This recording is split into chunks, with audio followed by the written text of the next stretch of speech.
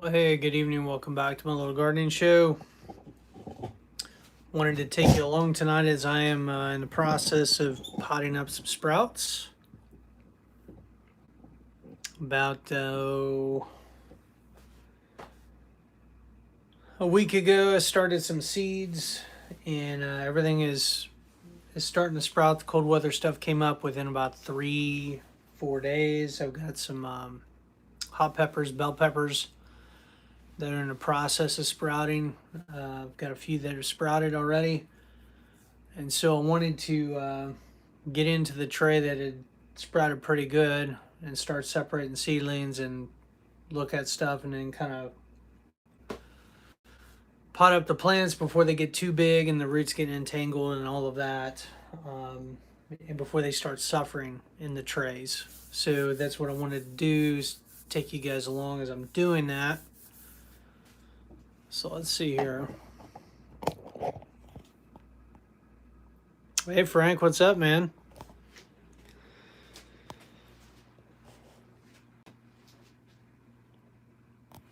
So we get an assortment of cold weather stuff. Kohlrabi, got some cabbage, red cabbage, a couple varieties of kale, some spinach. I wanted to try to get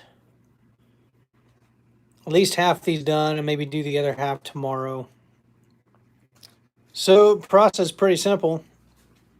Got to mix up the grow mix. So I'll take you out to the garage and show you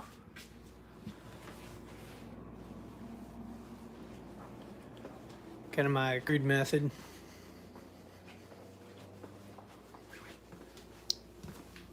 So what's up, Frank? You have a good day today?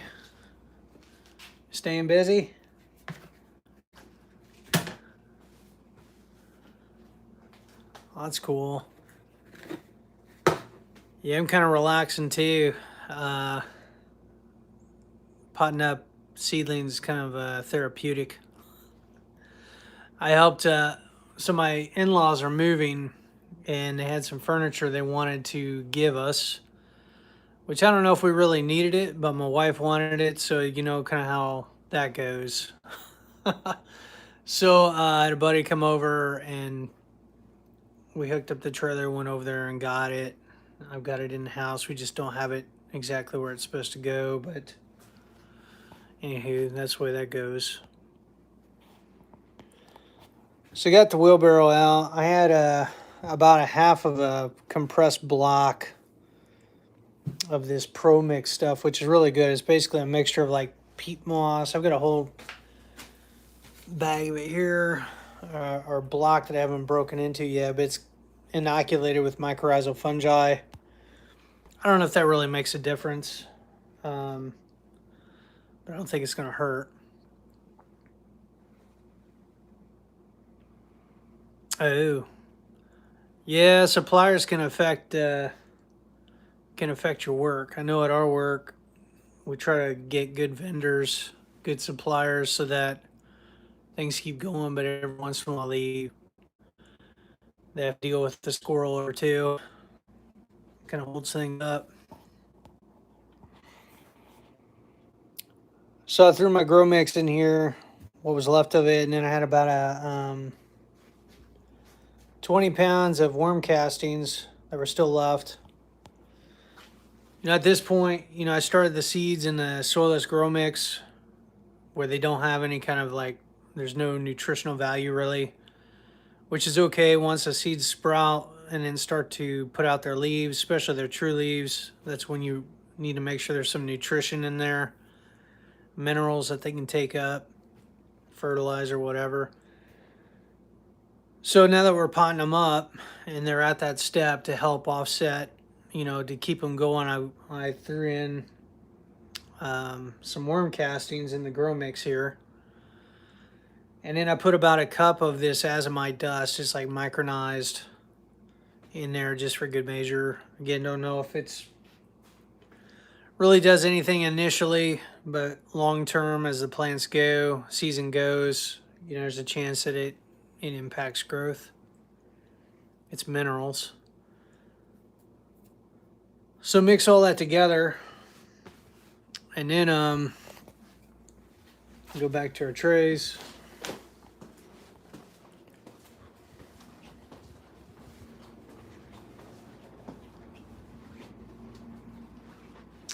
I'll throw a bunch of it in this, and then I've got this set up where I can fill these pretty quickly. It's yeah, the grow mix is loose. I haven't added any kind of water to it, so it's pretty easy to work with. And these containers are perforated at the bottom, so once I get these potted up, I'll add a little spritz of my liquid fertilizer, which I showed you guys the other night, I think.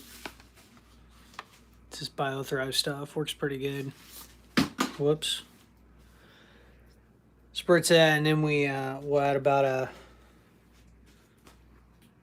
inch of water to the trays, and that'll soak up through capillary action, and the trays will be watered in. Should be good to go.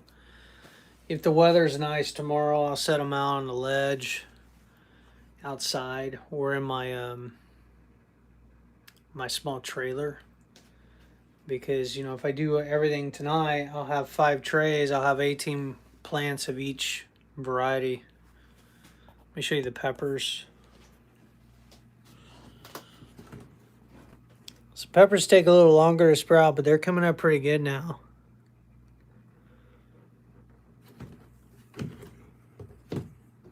The cold weather stuff again came up like 3 to 5 days. Peppers took about over a week. But everything's looking good.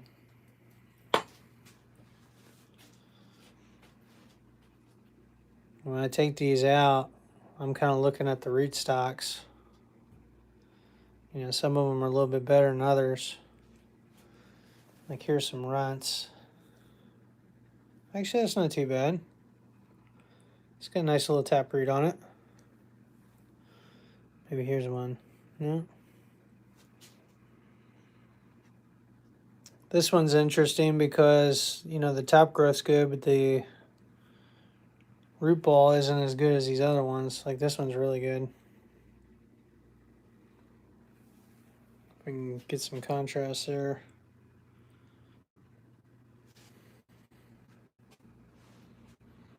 Yeah, this is really good. So basically just hold it by the leaf and kind of nudge it in there. It's easier with 2 hands, but kind of press it in. And I'll do that for all these. I'll get 18 of these potted up, which I need 9 more. I think I've got 9 here.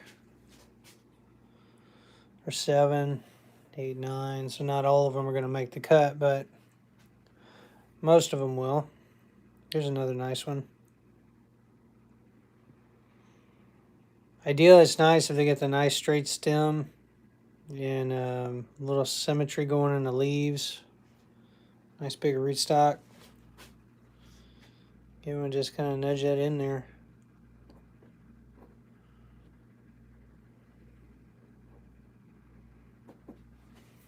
It's working out good.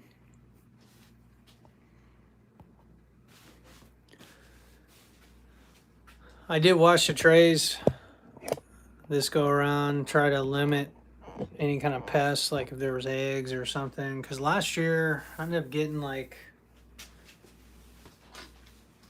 some pests in the grow room that I normally don't have. I had ants last year. That was hilarious. Got rid of them. Then we also had these what they call them,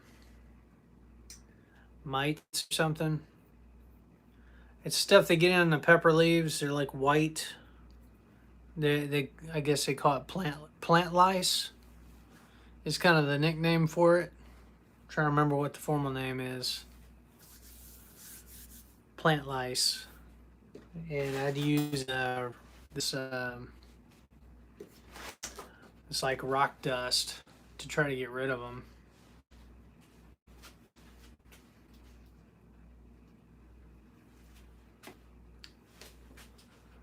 This one's okay. It's got a taproot, but not a whole lot of roots on the side. We'll see if we can find a better one.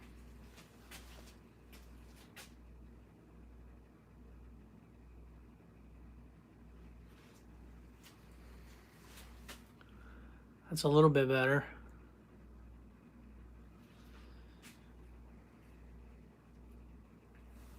Whoops. These holes are kind of deep. Yeah, pests are not welcome. Hey, on a personal note, man, I don't know if you've been reading the Word, studying how your personal devotions have been, but man, last week I found myself challenged.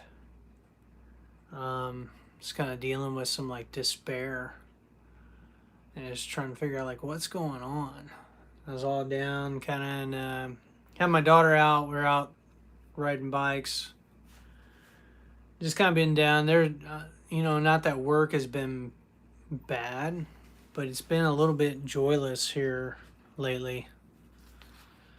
And anyway, just kind of struggling with some despair and kind of down and stuff. Anyway, I was reading I think it's in First John 2 or something, but it talks about, if you have hate towards your fellow brother or whatever, you're not walking in light, you're walking in darkness. Anyway, I was reading or something, I guess Matthew 18 talks about that, I guess, parable of the unjust servant, or the servant who doesn't show mercy. Like basically he's got $1 million debt, a master forgives him, goes out, finds his fellow servant owes him like $5 or whatever it is, and goes like choking him. He's like threatening him, like, "Hey, you need to pay me back." And then he has him thrown into prison. He's like, "Well, be patient with me, I will." Blah blah blah. And he doesn't. He throws him in, has him thrown in prison or whatever.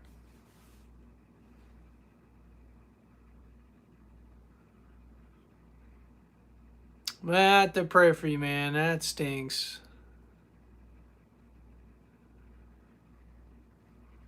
So,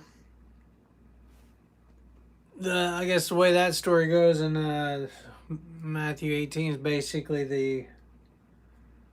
the master, the fellow servants come and basically report the other servant who wasn't merciful, and so the master calls this servant in. He forgave like $1 million. He's like, "Hey, what's this I hear? Forgave you this amount. You can't forgive your fellow servant this, And then basically what he ends up doing is reverses kind of the judgment and has that wicked servant thrown into prison until he can pay the last penny. And I guess the moral of the story is like, the master showed mercy and expected that a servant would likewise extend that love and grace to others, right? And he didn't, and it upset the master, right? It's kind of a parable for us, right? Anyway, going back to First John about like forgiving and like, walking in the light, not in darkness, not having hatred towards people. I guess what the Lord showed me is like, I just kind of had some hatred towards, the person at work who, he's in authority over me, not my direct boss, but another person. And some resentment and some bitterness and whatever. And like ultimately that was kind of the root of my despair, is what I was shown. And I was like, wow, okay. I need to repent, need to turn from that. So that's what I did, and things have gotten better. but it's still a challenge.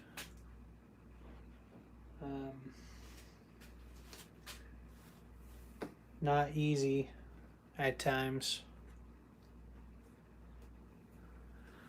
So that's kind of what's been going on. It's kind of cool too. Tonight, we got some new neighbors. Family that is moving from or coming from Oregon of all places. I guess the dude got a job transfer. Like his work was relocating him here to Ohio, and we were in the process of unloading the furniture I got tonight, and he was coming out of the house and kind of waved at me or whatever. So anyway, introduced myself, and we kind of hit it off, and he was asking me about the neighbors and this, that, and the other, and I tried to be gracious, as far as just telling him, yeah, blah, blah, like our neighbor next door is like very difficult to live next door to because they hate kids and they hate animals, and we have both. I figure at some point, soon enough, he'll discover that on his own. I don't need to tell him that. I just gave him a little bit of warning. Yeah, if you have a problem with someone, you have the problem. That's right. There's some truth in that.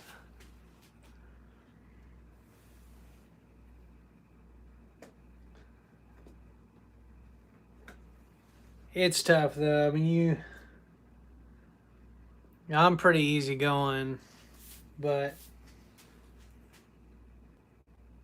there are some things that kind of push my buttons, and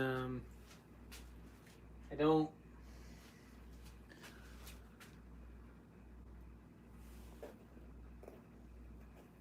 I don't like being or I don't. What's a word for it? You experience stuff in the workplace where there's like sometimes like this. I don't know if you ever talked to. How do I describe this? There's certain people you deal with at work where like they're never like real with you, like they're you're in conversations and they've got like an agenda all the time, and can be I should show you what I'm doing here. So I'm taking this, kind of spritzing these a little bit. We'll water them in after a while because this mix is so dry. I'll top water them as well with my little solo cup.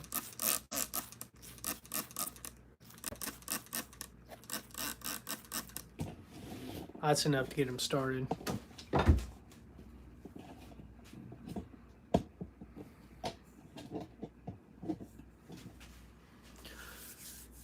Yeah, so anyway, that's just life though. I mean, sometimes you got to deal with people that you don't,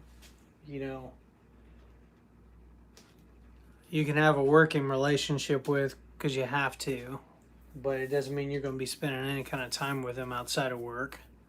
They're just not your people, you know what I mean? Like, either you don't have anything in common, or like just the way their personality and the way they communicate and interact is like,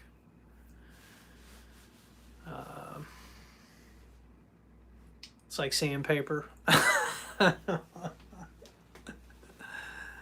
Oh, shoot.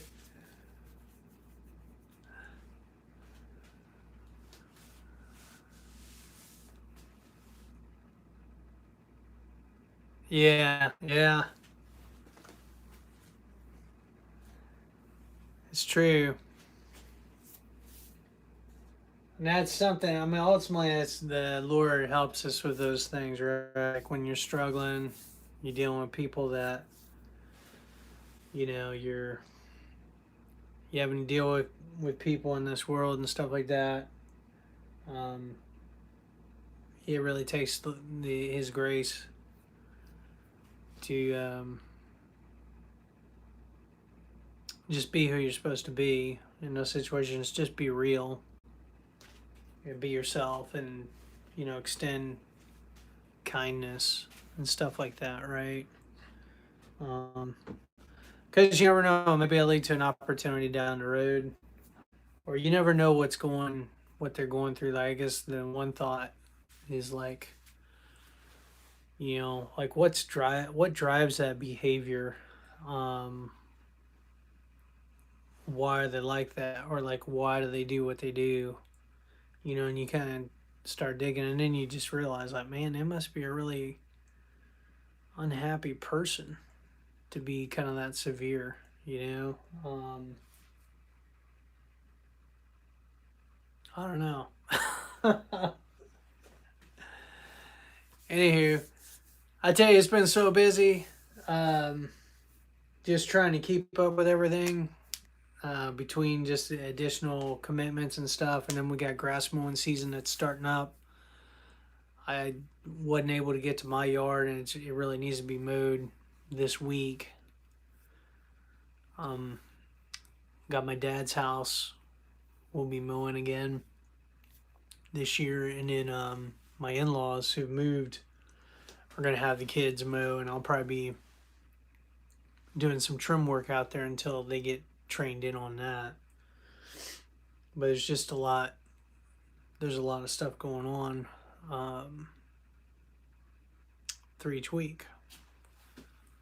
Well, hey, while we're down here, I should show you the worm bin. It's actually been, it's still going, though I have not paid a whole lot of attention to it. I have thrown some food in there, here and there. But they pretty much...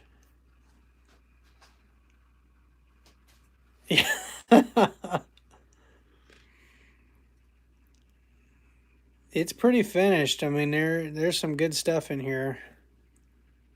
Oh, there's a few other little organisms too in there, which is okay. And there's a bunch of worm eggs.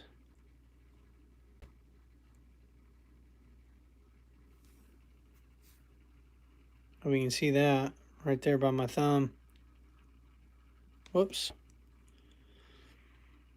There's a couple of them, which is kind of cool because in each one of those can be up to like 6 worms.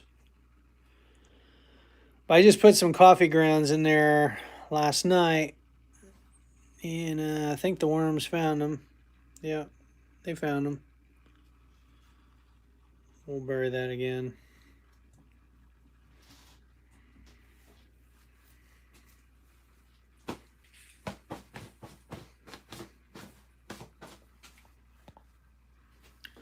Swarm Bin 360 is okay. The challenge with it is actually harvesting the castings, because it's not like a flow through bin. It's not like I can harvest castings from the bottom. I literally would have to probably dump that tray out. Supposedly what you can do is add a tray on top of it and start putting food in that, and it'll draw all the worms up into it. I've not had a lot of success doing that. So at some point I'll probably be dumping the whole thing out. I've got some coconut core that I will put into the bin for bedding, and then we'll start feeding them again.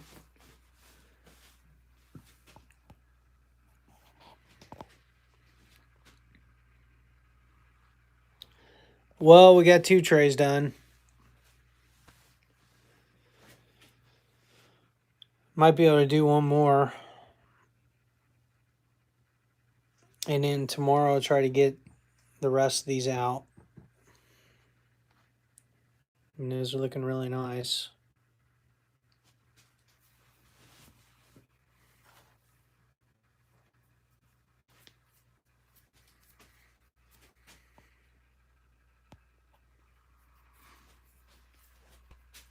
Probably in about 4 weeks, these are going to be ready to plant out in the garden. You know, what I'm going to try to do is give them a couple days in these pots just to get kind of established, and then I'll, if the weather's decent, I'll put them outside in my trailer. And eventually they may be going to the greenhouse at Dad's house.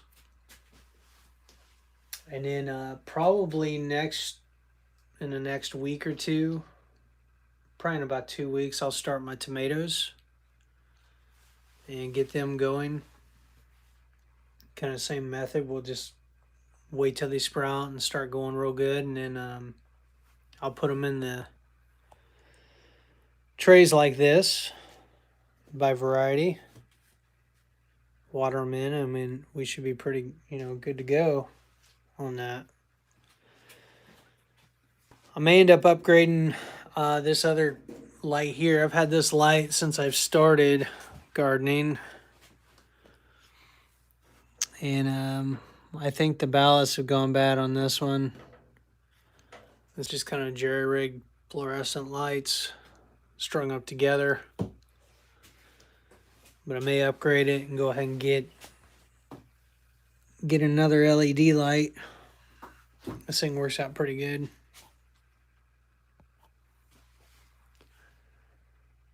So anyway, that's pretty much all that's what's going on.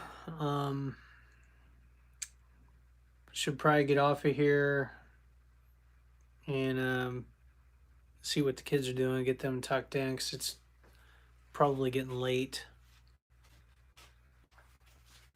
It's probably about, what, 9 o'clock, 10 o'clock my time. What time is it where you're at, Frank?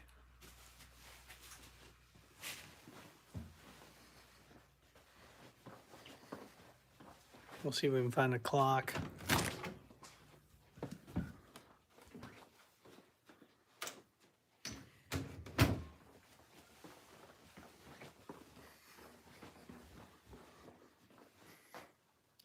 Yes, 10 o'clock.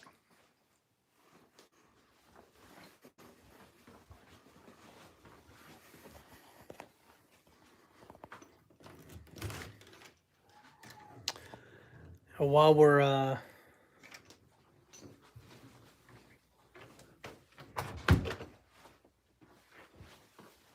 cruising around, is there anything else?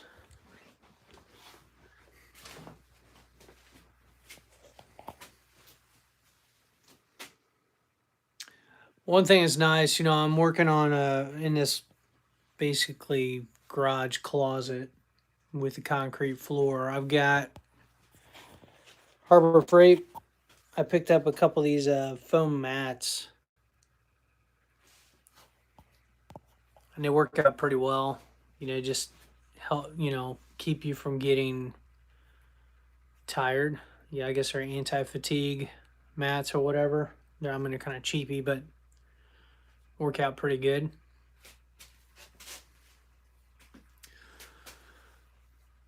So we'll finish up here, and then maybe I'll pop on here again tomorrow night, late tomorrow night. Yeah, you need to get back to the point. Get some seeds started. There's a hydroponics store near where I work. I mean, they sell all kinds of stuff. Pretty neat setups, like sprouting systems and things like that. So yeah, it's 10 p.m. here. So anywho, I should probably get going, but we'll try to jump on here again another night this week, maybe tomorrow night. At some point, finish up potting these sprouts. So I'll catch you guys on the next one, and have a good night, Frank. We'll catch you later. Feel free to text me if you want.